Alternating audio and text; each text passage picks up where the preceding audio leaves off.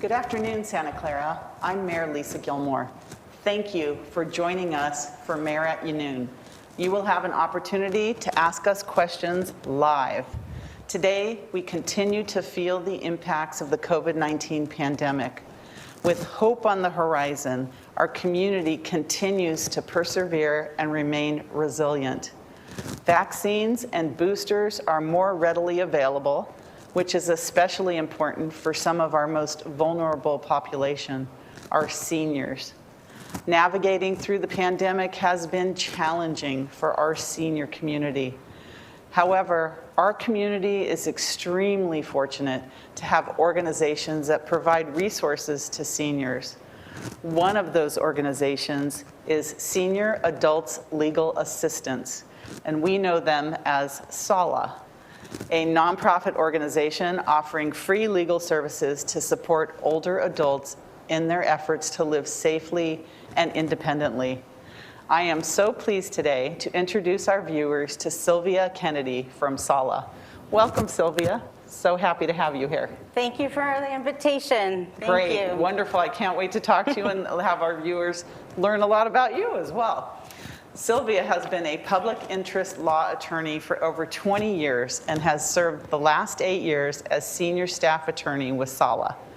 Sylvia earned a BA from UC Santa Barbara, my daughter's a senior there now, and a law degree from Santa Clara University. Prior to joining SALA, Sylvia was a deputy county counsel for Santa Clara County, where she advised county programs that assist seniors. She also represented the County Public Health Department for over 6 years. In addition, Sylvia helped run the Senior Law Project in San Francisco's Mission District, served on several nonprofit boards, including the Latina Coalition, Teatro Visión, and the Catherine and George Alexander Community Law Center at Santa Clara University.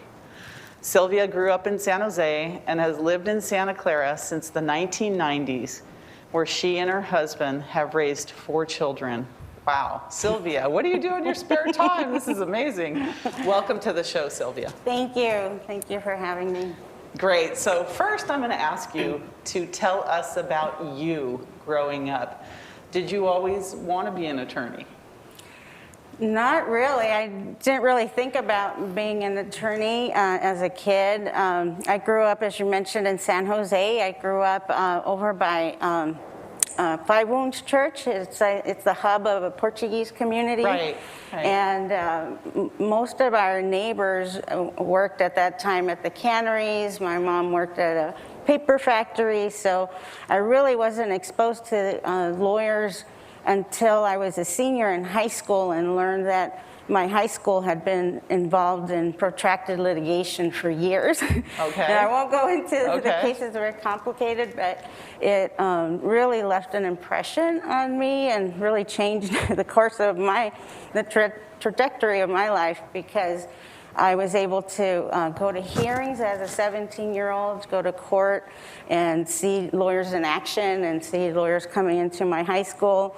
And it really left me with the belief that a lawyer can help effect change in the community and can make improve people's lives by helping them navigate the legal system and understand the legal system. And so I went off to UCSB and said, I think I want to go to law school after that. Wow. So not only did you become an attorney because of your love of law, but you married an attorney as well. I did. You did. And some of our viewers may know, I'm sure they do know, Will Kennedy, your husband, who served honorably on our city council for 8 years in Santa Clara. So you must really love the law because you're surrounded by it all the time. So tell us how you became a strong advocate for the senior community. It looks like in your history, you really have a basis helping our seniors. That's true. I think credit really goes to my grandmother when you really think about it. I was very close to my maternal grandmother and really enjoyed being with her and knew that she really deserved time and respect from the community, and really, I really loved her and wanted to be around her. And I think that really led me to want to be with other seniors and kind of do practice elder law. And straight out of law school, my first job was to run an elder law program primarily for Spanish-speaking seniors up in San Francisco's Mission District, and that experience, I was hooked. Elder law all the way. So that was the beginning of this long career. Yes, right out of law school. Well, she, I'm sure, is very proud of you for what you've done and being the one that really motivated you to be what you are today. So tell us about SALA. Some people, and I wasn't even quite sure myself about all the things you do to assist our seniors, but some people may think that SALA just helps seniors with wills or other sort of minor legal issues, but you offer so much more than that. So tell us about your services. Okay, yes, so SALA is a private nonprofit organization, a law office that provides free legal services to seniors who are 60 and older and live in any of the cities in this county. And we provide services from referral to simple advice all the way to full representation, either in court or in administrative offices such as the Social Security Administration or the Housing Authority, so the full gamut. So from the time that they may request the help all the way through even a court hearings, which Yes. sometimes could take years, or hopefully not, but hopefully not, but that's you. Yes. You take them through the whole process. Through the whole process. I have had recently had a case that lasted about 2.5 years. So yes, once we commit to being their attorney,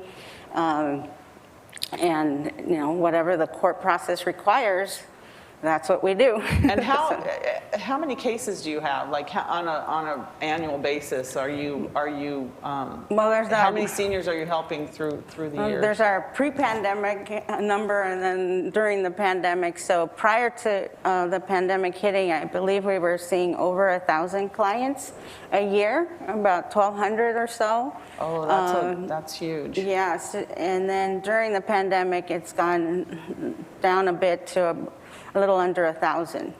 Oh, okay. Yeah. So our baby boomer generation is getting older and larger in numbers. I'm part of that as well. So let's talk about pre-pandemic. Okay. What trends were you seeing, and what specific types of help were the seniors looking for? And also, I know that you provide services, your association does, to Santa Clara. Yes. So tell us what was happening pre-pandemic. And I know things changed after that. They did. So pre-pandemic, our traditional community-focused service delivery process was in place. So we would go to Santa Clara and to other senior centers. I believe in Santa Clara, we went at least twice a month, and we would meet with the clients in person. And would they make an appointment? They would make an appointment at the senior centers, and the senior centers would coordinate and maintain that appointment list for us. So it was all by appointment, but it was in person. And we would assist with a whole variety of issues, from housing-related questions to elder abuse related. I know we'll get into that maybe a little later, but public benefits issues. But as far as what was in highest demand, I would say incapacity planning and estate planning. So we got a lot of requests for advanced healthcare directives and powers of attorney. And pre-pandemic, we had volunteer attorneys who had a panel, a wills panel, and they would prepare simple wills for clients with modest means. And so that was really very popular before the pandemic, and that kept us pretty busy. But then, as you said, things changed as far as the request for the type of services we provide during the pandemic. When you would come to Santa Clara, for instance, would you come by yourself, or would there be an assistant or another attorney with you? Because it seems like there would be such an overwhelming need for your services.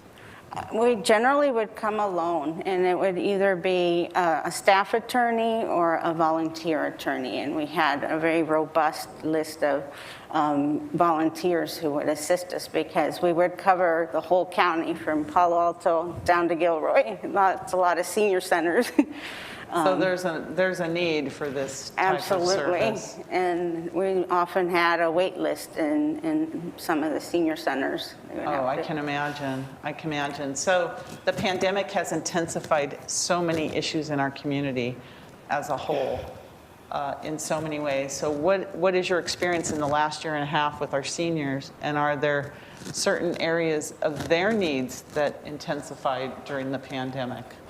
Unfortunately, we have seen an increase in requests for restraining orders in elder abuse cases. Could you talk about elder abuse and all the different forms of Yes. elder abuse for seniors? Because some people might think it's just a physical abuse. There's so many, right? Sadly, yes. The seniors, unfortunately, can experience the financial abuse, physical abuse, emotional abuse. So our office can assist when there is emotional and physical abuse by obtaining a restraining order. And we can go either to civil court for an elder abuse restraining order, or we can go to family court for a domestic violence restraining order when the abuser is related to the senior, and such as a daughter or son or grandson. And what's kind of nice is the family court during the pandemic has held the hearings virtually, which makes it a little easier on the seniors. Right. Because going to court can be really intimidating, and we do go with the seniors to civil court. But in family court, we can have them come to our office and do the hearing there, which is nice. As far as financial elder abuse, our office is very small, so we don't litigate those cases, but we can help. For example, if there is a senior who authorized a daughter or a son to be their agent under a power of attorney for finances, and then that fiduciary, that person, abuses their authority. And that happens a lot. Yeah, it does. A lot more than people think, I would think. They do. They say, oh, well, now that I have authority, Mom, sign here. And it's the title to the house. And they don't know what they're signing, right? Exactly. In essence, the true, impact of what they're signing. Exactly. They trust, they Right. trust their the person that they're appointing as their agent. So when there's a misuse of that authority, we can help by revoking that power of attorney. So you can help them get that revoked, but you don't go as far as trying to get the money back or litigate any of the financial issues. We're but you can small. at least stop it. Yes. Stop the abuse. Wow. And then what about housing issues? Because I know, with some seniors may be renting rooms to, individuals to help, with their income, or they may be in a situation where their housing is insecure. So what's happened during the pandemic? Absolutely. We have seen just skyrocketing of requests for assistance in housing-related issues.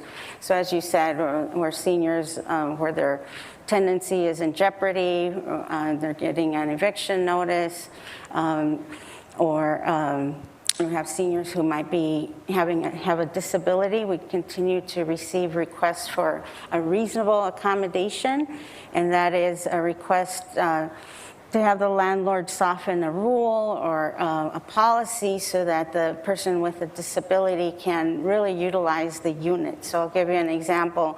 We've had cases where seniors living on the second floor of a complex without a elevator. Oh, and so they have, can't get to their units. Exactly. Yeah. They have arthritis or some other mobility issue that makes navigating the stairs really difficult. So then our office can ask for a reasonable accommodation and request that that senior be allowed to move to the next available unit downstairs. Right, because so they're isolated and they won't be able to get their services, their exactly, food. and it's just difficult, you know, if they have a disability. So things like that will help them make a request. So we see a lot of seniors with physical and mental disabilities needing assistance with the housing. We help folks who are in subsidized housing navigate that. And another issue that's come up during the pandemic is that some of the agencies that seniors on benefits really rely on, say Housing Authority or Social Security, have seen closures. You know, Social Security during the pandemic. So this other help that they're getting, exactly. it just stopped. It just stopped, or it's very hard for them to connect with Social Security. So if they're relying on, say, supplemental security income, a very small check to live on for their basic needs, and the check stops, they can't just run to Social Security and say, help me, because it's all closed. Right. So yeah, like, and no check, no food, no other things. Exactly. We saw that in the City of Santa Clara, where there was a need for our seniors that were not getting their food. They didn't have the money, they were not eating on the weekends, and we had some homebound seniors that our Firefighters Foundation ended up delivering food to reach out, because they're isolated, they're alone, they don't have the resources or the help. And sometimes also the digital divide. You know, they may not have access to a computer and or not knowing, right? They can just use a telephone. Right. That's, you know, the high tech and the low tech way. Exactly. How hard is it for the seniors to reach out to SALA? Well, we hope it's pretty easy. So that's what we're going to try to make it today, so it's a little during easier. the pandemic, what we have been asking seniors to do is to call our main number, and I think it's going to be flashed on the screen. So what seniors do, again, you have to be 60 and older and live in this county, and you can call our main office, and what will happen is our receptionist will take basic information about the senior's issue, and then the supervising attorney will assign that case to a lawyer, either a staff attorney or a volunteer attorney, who can call back the senior and have a half-hour consultation to determine. Is that like a phone during the pandemic? Is a phone consultation? So because there are many seniors that do not want to, don't want to go out because of their you know, immunity. They're health compromised, and they are still afraid, for good reason, that they don't want to be out there. So is that how you're reaching them? It's through by phone. Telephone? And by phone, and SALA does make reasonable accommodations if the senior, you know, can't see us by phone, if there's a hearing issue, or we can go to them, and we have. Okay. So we can accommodate if a senior is disabled and do a home visit, which is very rare these days. A lot of agencies don't do that. So you do home visits? Wow, I didn't know that. We do for you know, very. You're really a full service agency if you're doing that. You know, many seniors, they're disabled, they're not able to access, or they have no transportation, or other ways. I just worried. I did hear situations where seniors were renting rooms to others, and then their roommates, if you want to call it, would stop paying the rent and refuse to move out. And then there's fear, not just financial fear, but other fear and intimidation and bullying going on. We see that. You get involved in those situations as well. Right? So, to access your services by telephone, I know at the end we'll have a screenshot of your website and your phone number, so that people can have that easily. Tell us how SALA is funded, because it sounds like there's such a need for your services. How are you doing it? So we have approximately 12 funding sources, the main one being the Older Americans Act, which is administered by SourceWise. So we receive a grant from the Older Americans Act, but the various cities, including Santa Clara, has been a funder of SALA services. I believe Santa Clara since about 1991. I just remember every year with our CDBG funds, Yes. the representative from SALA is always here. Yeah. Yes. So, and we rely on that because under the Older Americans Act, we cannot charge for our services and we cannot take cases that generate fees. So we are very dependent. And I think that's important. All your services are free. All services free are to free. seniors. Everything we provide is free. Okay, okay. Where do you get your attorneys and legal assistants to help the seniors? And I'm sure you have a paid staff and you have volunteers as well. Tell us about that. We have a small but mighty paid staff of 6 attorneys, and we do rely on volunteers, and they can be attorneys who are retired and still want to do a little bit, some work. Give back to the community and help community. seniors. So Yeah. we've had former district attorneys who assist us. We also have folks who are not working full-time. They might be raising children. They might be helping their own family members, older family members, but still want to do some work. So we have paralegals and lawyers in that situation. We also take law students who want to, learn a little bit about elder law and help us out, do some research for us. So, and where do they come from? From all over the county, and like I said, yeah, pretty much, retired and non-retired, law students, paralegals, we'll take them. Hear that, everyone out there?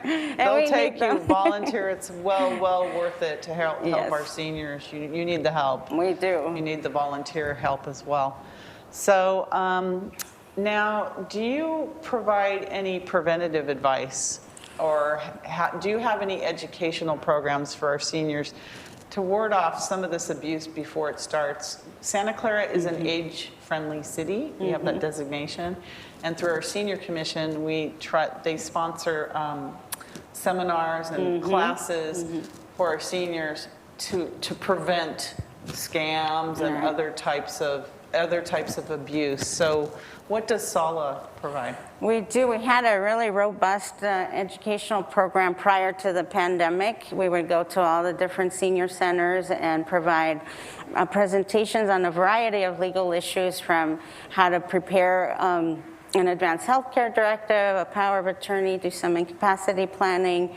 We also did some presentations on protecting the equity of your home. So a lot of different things. Reverse mortgages, Reverse mortgages. is a perfect example of, we did a lot of some of financial abuse, right? Okay. But because of the pandemic and with the closure of the senior centers, we haven't been going out there. So we have done some trainings for providers such as social workers. I've talked to folks at Kaiser and have done presentations to their staff virtually, but it's been more difficult to get the seniors to come to our presentations because, again, of the digital divide. It's been hard for the seniors to get on a Zoom call with us. It is.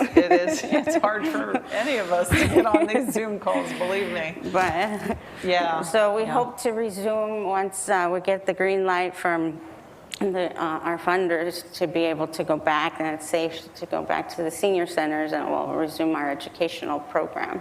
We're all looking forward to that, because I think we've learned some hard lessons during this pandemic that we need to share with our community. So it looks like we have a comment from our audience. Keep up the good work, Mayor and Sylvia, from Larry Oliveira. He's a longtime watcher of the show. Nice. Thank you, Larry. We appreciate that. So you got off easy, Sylvia, no questions. I would like to conclude this program with a request or a call to action from you on behalf of SALA that you would like to leave with our viewers. I have an idea of what you're going to ask, but go ahead. Well, volunteer attorneys and law students and paralegals, if you're out there, we would love to have you as as a volunteer for our office. We'll provide the training, we will support you, but we really need volunteers. And of course, we always take donations. As I mentioned earlier, under the Older Americans Act, we cannot accept fees or take cases that generate fees. So we really rely on those donations and those grants. So. Well, thank you. I think the fact that you're, helping our seniors, our most treasured generation, they need the help. You need the help. And if you volunteer, you'd be lucky enough to be able to work with Sylvia and her staff, as well as donations. So thank you so much for joining me today and giving us all this really, really valuable information for our seniors in Santa Clara.